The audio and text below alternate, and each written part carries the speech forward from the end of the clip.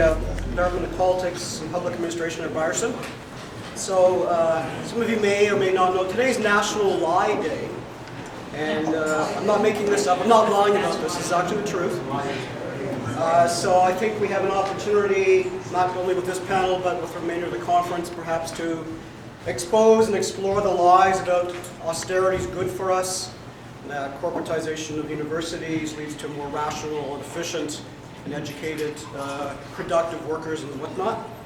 So I'm going to say this is National Anti-Lie Day by exposing all this. So today our first panel is on corporations on campus, the entrepreneurial state, and as part of kind of new public management, the ideas of neoliberalism and entrepreneurialism being so important. Our panelists today are going to be exploring aspects of this debate. So if you have your schedule in front of you, we're going to just follow the order of the panels. We'll start with Dr. James Cairns and Dr. Alan Sears, who will be speaking on producing intra-preneurs, innovation, entrepreneurship, and post-secondary education. Thanks. It's great to be at this conference. It's a really important discussion for us to be having. So, I don't know if it's possible to make the screen go off, but don't worry about it. So, we're at a moment of massive change in post-secondary education, where privatization and a more entrepreneurial university is a core theme in restructuring, not just in Ontario or in Canada, but globally. And we're seeing similar changes being undertaken in the US and the UK, in India, and in a whole range of places. Why are they trying to move with such speed? Well, the official explanations tend to be two.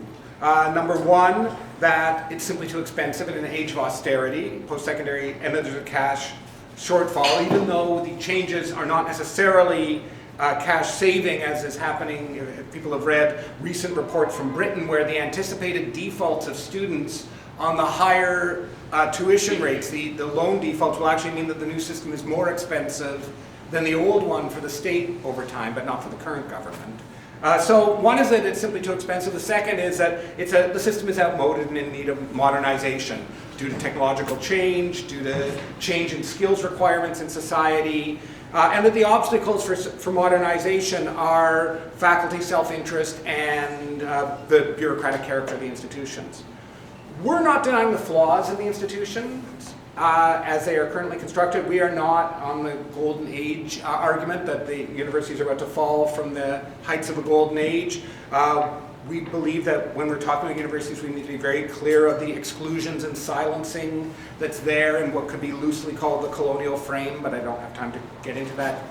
That there's a lack of democratic accountability to students in the way universities are constructed. That's reflected, among other things, in highly problematic pedagogical traditions. That the disciplines operate to create fragmentation of knowledge and remove from practice in many ways. That already universities are deeply into precarious labor and a bifurcated labor market. So we're not denying flaws, but the current restructuring is in no way an improvement. And it's no way addressing the problems that are there, and in fact needs to be resisted. Not by defending what was, we argue, but by fighting for a different kind of transformation. But we're not going to get into details about the transformation today. We argue that the current restructuring, my job here today is, each of us are going to speak, I'm going to just say a bit about the general frame for this restructuring, and James is going to talk specifically about the entrepreneurial thrust of it.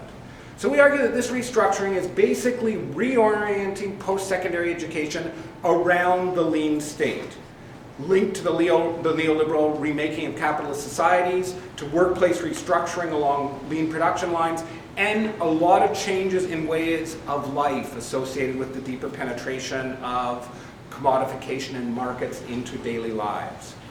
And universities are being charged with different responsibilities due to this social change. A change preparation for life after graduation, fit with a labor market that's marked increasingly by inequalities, by precariousness. Certain technical shifts in terms of a shift from a more embodied knowledge that used to be there in many, certainly working class jobs, to the more formal logic of machine age. and shifts in work skills, there's those things, so that as the labor market changes, the university is expected to change in certain ways. And this change is also being driven by changing conceptions of citizenship.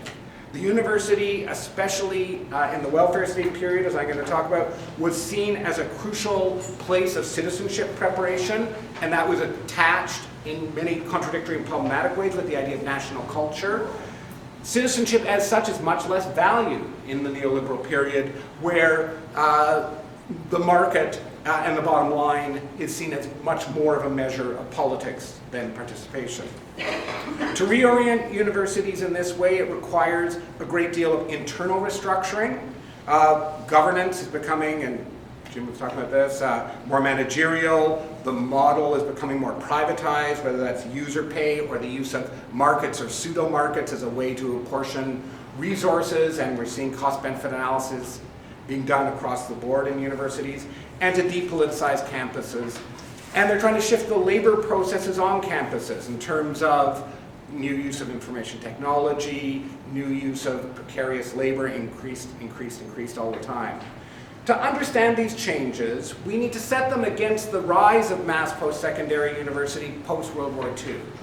And we're not going to do that. I'm just going to very briefly sketch out that universities expanded dramatically in association with the broad welfare state and an idea of social citizenship that developed along with the welfare state that was somewhat more expansive than previous forms, though we still need to understand still exclusionary. And the forced restructuring of work, which included massive growth in corporate bureaucracies, the welfare state that included a great growth in the state sector, created a new requirement in terms of educated white-collar workers and new modes of labor discipline. The idea that went with the university at that point was security in a threefold sense: national security, social security, and union security at work. That only applied to certain sections of the population, but post-secondary growth happened in that period due to social struggles for access, women, the very important struggle of African Americans for access, indigenous people, and changes in the labor market and so on. The neoliberal transformation of society has led to very important changes that are leading to changes inside the university. Precariousness as a dominant mode of labor discipline as opposed to security, for example, for more of the working class. Precariousness was there for sections of the working class. Now it's become the general mode of labor discipline. The narrowing of citizenship and the penetration of the market deeper and deeper into everyday life, and deepening inequalities, where the idea of expectations upon graduation is regarded increasingly as a problem, that universities generate certain expectations. The post-secondary sector is hard to reform. They've been struggling with this since the 1990s, various ways, partly because of contradictions in terms of their project for what did they actually want out of universities, ideas of knowledge economy and so on, and we can't really look at these contradictions right now. So we're engaged in a project looking at the way that the university, as the state is shifting, as the workplace is shifting, as society is shifting, the university is being retooled to fit this more inequitable, more precarious form of society, which is leading to changes in university governance, in hierarchy between the universities, an increasing emphasis in differentiation, which will include a more hierarchical structure for Ontario universities, changes in labor relations and labor processes, and lastly, what James is going to focus on today, on the entrepreneurial emphasis on universities.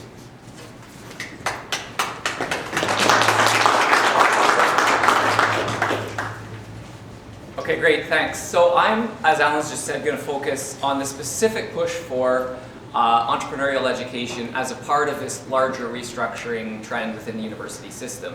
And this is a push that, as many of us know, policymakers are very clear about. So, for example, in a recent report by the Council of Ontario Universities, they write, and this is a quotation, "Once available only to business students, entrepreneurship education is now provided in an array of discipline-specific programs and in academic offerings available to all students. Whether helping students change lives with the next big thing or simply teaching the basic building blocks of being self-employed, Ontario universities are now more than ever creating a successful generation of innovators. And so this push often gets framed both by policymakers and by journalists as being part of preparing a new, highly skilled set of workers for what Richard Florida and others have called an economy based on people's creativity and knowledge. So just last month, for example, the Minister of Training Colleges and Universities, talking about post-secondary restructuring, said it's crucial that Ontarians have access to the information and opportunities they need to actively contribute to our 21st century knowledge economy.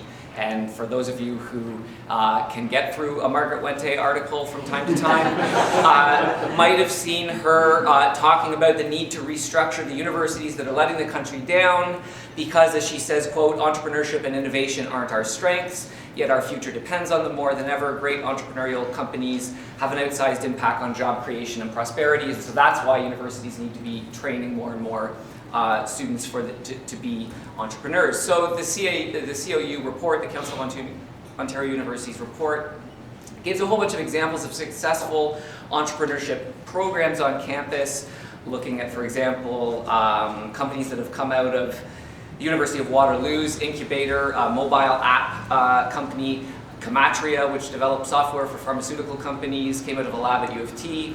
Ryerson's own digital media zone, which supports people seeking to fast-track product launches in a range of industries and so on, are held up as key examples.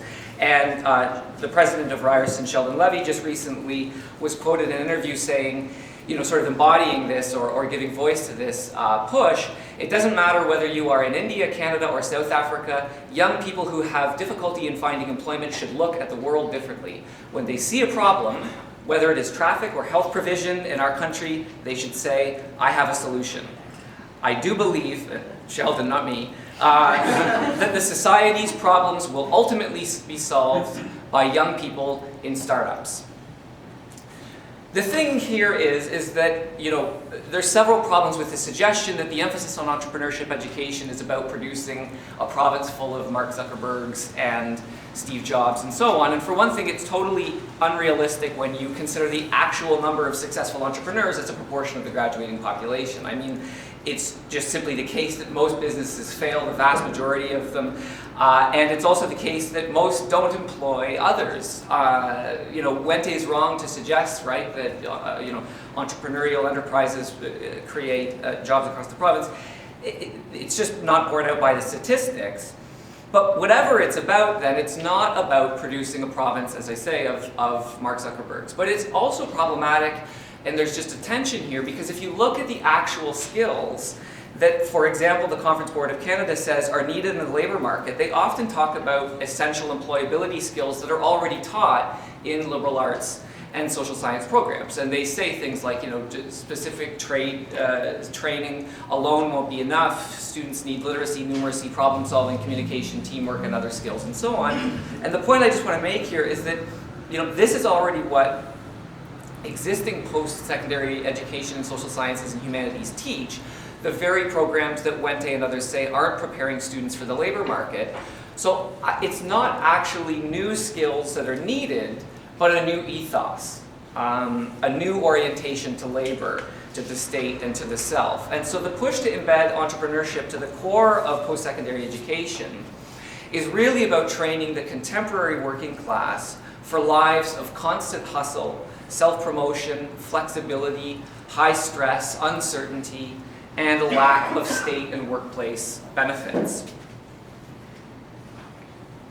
It's about developing this entrepreneurial ethos throughout post-secondary education. And so we're building here on Bowles and Gintis's argument about the role of schooling in capitalist society, which is largely about preparing the working class for a particular kind of laboring life. But we're suggesting that as the needs of capital in the global north change, then so do the necessary preparations for large portions of the next generation of workers. So specifically in an economy where unemployment is high, especially among youth, work is increasingly part-time and temporary, the state entitlements have been slashed, new generations of workers then need to have their older expectations about job security and compensation crushed, and be encouraged to approach working life as an unstable, fierce competition in which success comes through the capacity to constantly sell oneself as a flexible, self-motivated, and resilient hustler in the face of continuous hardship. So in contrast then to the romantic vision of the next big genius that entrepreneurship often gets represented as, in fact, this is about training students to become the sort of tireless hustlers required in the age of austerity. So whether they end up being self-employed or whether they sort of are going through ever-changing careers with the constant real possibility of being thrown back out of work, this is the sort of skills training or preparation that is being increasingly provided. And you hear this sort of thing from the policymakers themselves. So again, going back to the Council of Ontario Universities report, they say universities are fostering this spirit in incubators built exclusively to hatch great ideas, but they're also infusing a sense of entrepreneurial spirit into dozens of programs and hundreds of courses.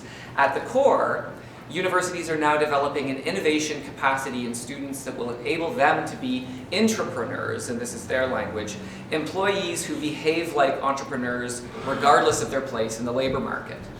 And so again, the aim here is embedding this entrepreneurial ethos throughout all layers of the working class. Universities are central institutions in preparing larger and larger sections of the working class for life in 21st century in Ontario, and so in this province, full-time undergraduate enrollment grew by 75% between 1998 and 2008, so more and more people are in school. But the character of the working class and the nature of the labor market in the age of austerity is much different than it was when the Ontario University system was developed. And as Jones has written, Ontario is kind of an outlier when it comes to neoliberal restructuring, in that between the 70s and the 90s, it was remarkably stable in terms of the overall system. The goal now is to revise post-secondary education in the province to fit the new economy. So entrepreneurship education is skills training for the hyper-precarious working class. Of course, entrepreneurial education is not the only piece. It's one of many others in terms of post-secondary restructuring. And so, for example, if this part of retraining the working class provides some solutions and addresses some of the problems of increasing precaritization, it also poses problems in terms of the university's traditional function with respect to elite formation. And so I think it bears considering the extent to which the push toward differentiation is one way of addressing this problem, and that's one thing that we need to look more at. There are other nodes of autonomy that need to be crushed within the existing system in terms of, for example, labor contracts. And so again, I think that thinking about the way in which increasing online education, the pressure for MOOCs and so on, needs to be thought of in terms of ways of addressing those nodes of autonomy that are still there.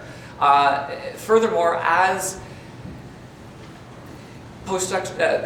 restructuring is imposed with greater intensity, this always then creates greater potential for conflict throughout campus, and so we see an increasing securitization in campus in all kinds of ways that I think needs to be understood also in terms of this overall restructuring that we're seeing. So our project that Al and I are working on is trying to grapple with both the overall process that we see as well as being able to understand these individual pieces. And so we're looking forward to hearing your thoughts both on what we've said about entrepreneurship today as well as how that fits into larger trends as well. So thanks.